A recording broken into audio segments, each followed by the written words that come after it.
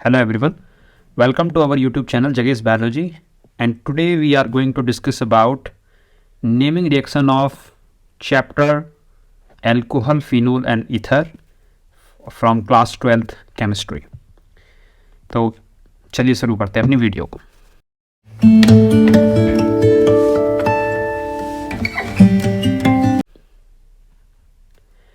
इस वीडियो के अंदर हम डिस्कस करने वाले हैं इंपॉर्टेंट रिएक्शंस की, जो कि नेमिंग रिएक्शन होने वाली हैं कि कौन कौन सी नेमिंग रिएक्शन किस किस चैप्टर के अंदर ऐसी हैं जो बहुत टाइम बार पूछी गई हैं या जिसके आने के चांस सबसे ज़्यादा होते हैं। उन रिएक्शंस को मैंने इस वीडियो के अंदर इंक्लूड करा है और जिस वीडियो के अंदर मैं डिस्कस करने वाला हूँ कि किस तरीके से आप उसकी थ्योरी को लिखते हैं और क्या क्या उसके रिएक्शन है जिससे आप किस तरीके से कंप्लीट करते हैं।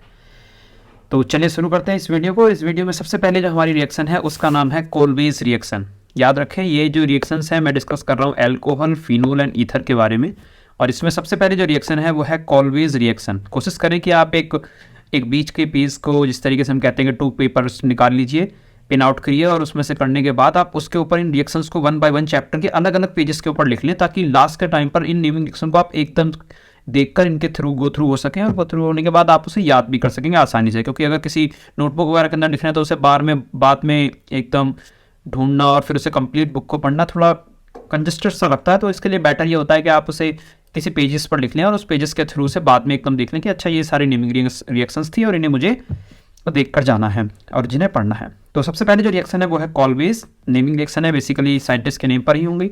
तो कोल्बेज रिएक्शन आपकी सबसे पहले है, जिसके अंदर क्या लिखा है, a phenol is treated with the sodium hydroxide. Phenol को रिएक्ट करने के लिए मैं आपको बता दूं फिनोल कैसा होता है। एक हमारे पास बेंजीन होती है और उसके पीछे ऊपर लगाता है OH ग्रुप। तो आप ये याद रखेंगे, ये स्ट्रक्चर होता है फिनोल का, and it is treated with the sodium hydroxide, और सोडियम हाइड्रोक्साइड को हम बोलते हैं NaOH। तो आप क्या करने वाले हो, फिनोल को रिएक्ट कराने वाले हो NaOH से, and it gives sodium phenoxide, और ये आपको सोडियम फिनॉक्साइड देगा। अब सोडियम फिनॉक्साइड में क्या होता है कि जो फिनोल पर भी OH ग्रुप था उसका H हट जाता है और साथ में लग जाता है Na। O हमेशा नेगेटिव होता है और Na ऑलवेज पॉजिटिव होता है। That's why this structure is known as what, sodium phenoxide. Clear?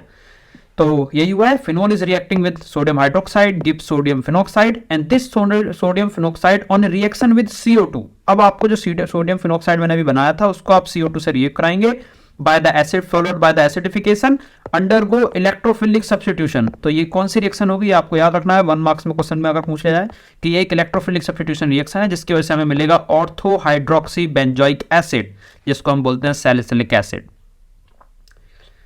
Salicylic acid as the main product. और ये आपका मेन प्रोडक्ट है, ऐसा आप याद रखेंगे। इसका नाम है ortho hydroxy benzoic acid, and this reaction is known as Kolbe's reaction.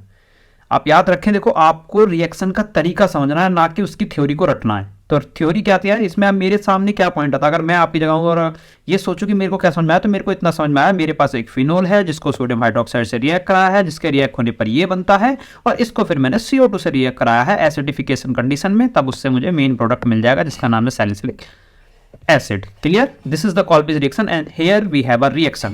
We have a phenol react with NaOH, convert into ONa यानी sodium phenoxide, and this will convert into in the presence of CO2. जब भी आप देखें H positive यानी we are using acid, it can be a HCl, it can be H2SO4, HNO3 and so on.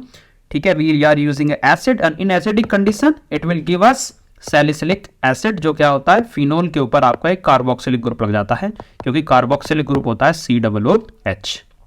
तो I hope समझ में आ गई कि ये है आपकी रिएक्शन जिसे हम बोलते हैं कोल्बेज रिएक्शन। सेकंड जो रिएक्शन हमें इस चैप्टर के अंदर देखनी है वो है रीमर टीमर रिएक्शन। रीमर टीमन तो रीमर टीमन रिएक्शन की बात करें तो रीमर टीमन रिएक्शन के अंदर क्या है, इसमें भी हम फिनोल को ही रिएक्ट करने वाले हैं विद क्लोरोफॉर्म, और क्लोरोफॉर्म को रिएक्ट कराएंगे इन the presence of sodium hydroxide. देखो फिर सेम वही कॉन्सेप्ट है, यहाँ पर वी हैव अ फिनॉल जो मैंने पहले ही बनाया था, इसके ऊपर OH लगा होता है, उसको आप ट्रीट कर रहे हैं क्लोरोफॉर्म से। The formula of chloroform CHCl3 in the presence of sodium hydroxide, and we have sodium hydroxide, the formula of sodium hydroxide NaOH A CHO group. और CHO ग्रुप किसका होता है, ये आपको चीजें साइड में एक पेज पर लिखनी चाहिए जिससे याद रहे। ये होता है आपका एल्डिहाइड ग्रुप। कौन सा ग्रुप होता है, aldehyde group.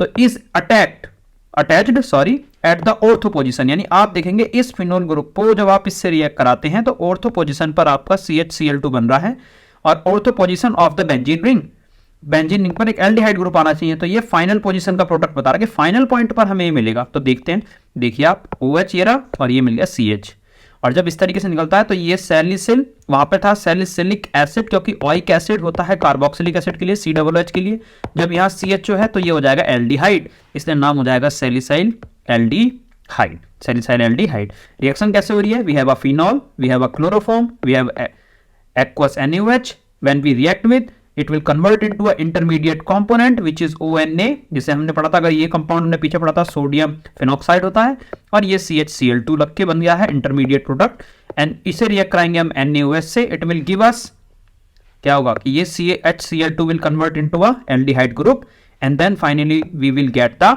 major product in the presence of acidification। मैंने बताया था जहां आप H पॉजिटिव देखेंगे समझ लेना वहां हम एसिड का इस्तेमाल कर रहे हैं।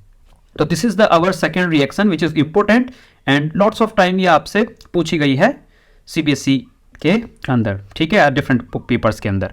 Okay, let's move to the next, and next one is Williamson ether synthesis. Williamson ether synthesis, इससे आप देखिए तीसरे हमारी नेमिंग रिएक्शन है। तो ये क्या था? It is used in a laboratory to prepare symmetrical and unsymmetrical ether. अब सिमेट्रिकल कैसे होते हैं? सिमेट्रिकल होते हैं सेम, अनसिमेट्रिकल होते हैं कि दो चीजें आपकी ऐसे हो डिफरेंट हो, जिसकी सिमेट्री सेम ना हो उन्हें हम बोलते हैं अनसिमेट्रिकल, जिनकी सिमेट्री सेम होती है उसे बोलते हैं सिमेट्रिकल। तो ये क्या? It is used in laboratory to prepare symmetrical and unsymmetrical ether by allowing alkyl halide to react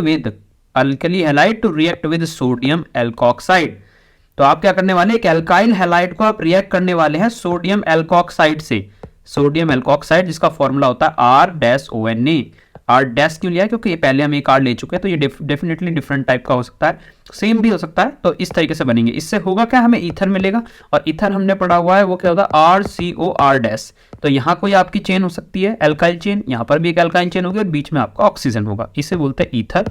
तो ये ईथर फॉर्मेशन यहाँ पर होती है, साथ में मिलता है आपको NaX। तो this is the major formula और based reaction of Williamson ether synthesis, जहां पर आप क्या कर रहे हो? आप एल्काइल हैलाइड से ईथर प्रिपेयर कर रहे हो, एल्काइल हैलाइड से ईथर प्रिपेयर कर रहे हो। मैंने एक एग्जांपल भी लिया है, सपोज इसे देखिए आप, आपके पास है CH3 CH3 CHONA, और इससे आप रिएक्ट कराते हैं CH3Br से।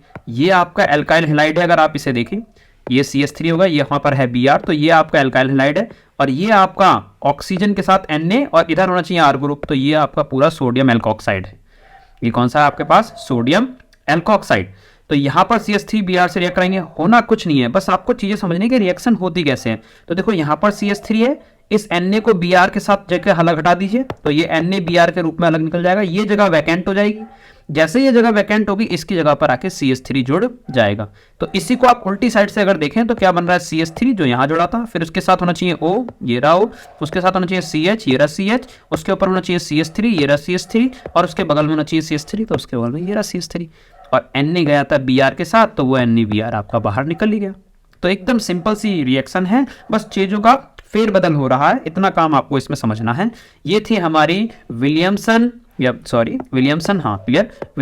Ether synthesis. क्लियर?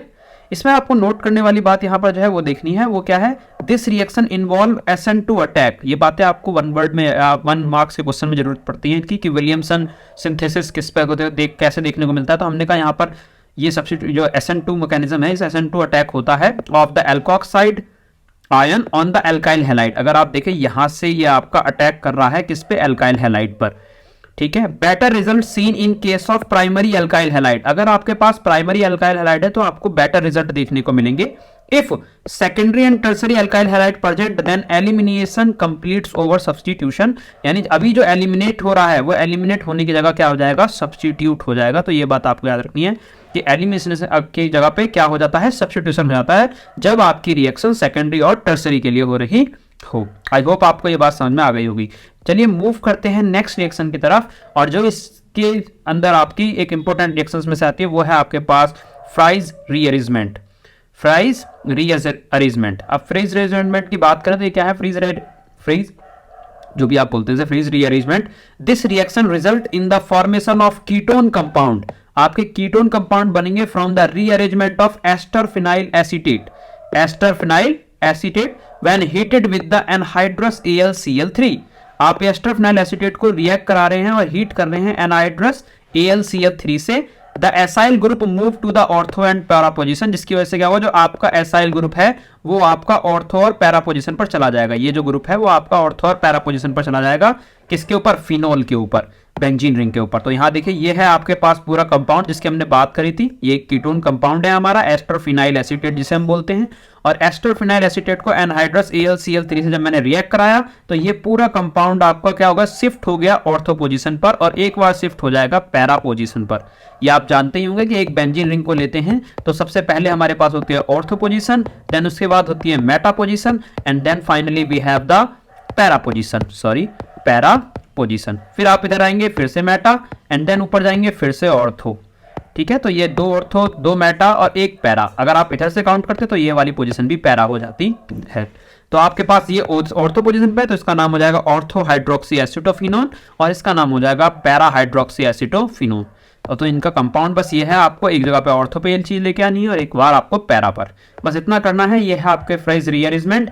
तो इतनी थी हमारी इस चैप्टर की रिएक्शन अल्कोहल फिनोल की। 4 रिएक्शन ये सबसे इंपॉर्टेंट हैं जो बहुत बार पूछी गई हैं, तो इन्हें आप जरूर कर लें। ऐसा नहीं है कि इसके अलावा आपको नहीं पढ़ना, बट ये मोस्ट इंपॉर्टेंट में से है कि इन्हें तो आप जरूर ही कर लें। तो ये थी हमारी इस चैप्टर की रिएक्शन। अगली रिएक्शन से यहाँ पे है, देखें तो ये रिएक्शन ऑफ एल्डिहाइड कीटोन की है, जिसको हम अगली वीडियो में डिस्कस करेंगे। अगर वीडियो अच्छी लगी हो तो लाइक करें, शेयर करें अपने दोस्तों के साथ ताकि उनके भी काम में आ सके, और सब्सक्राइब करना ना भूलें ताकि मैं ऐसी वीडियो के लिए मोटिवेटेड रहूं और बनाता रहूं। तब तक के लिए जय हिंद, जय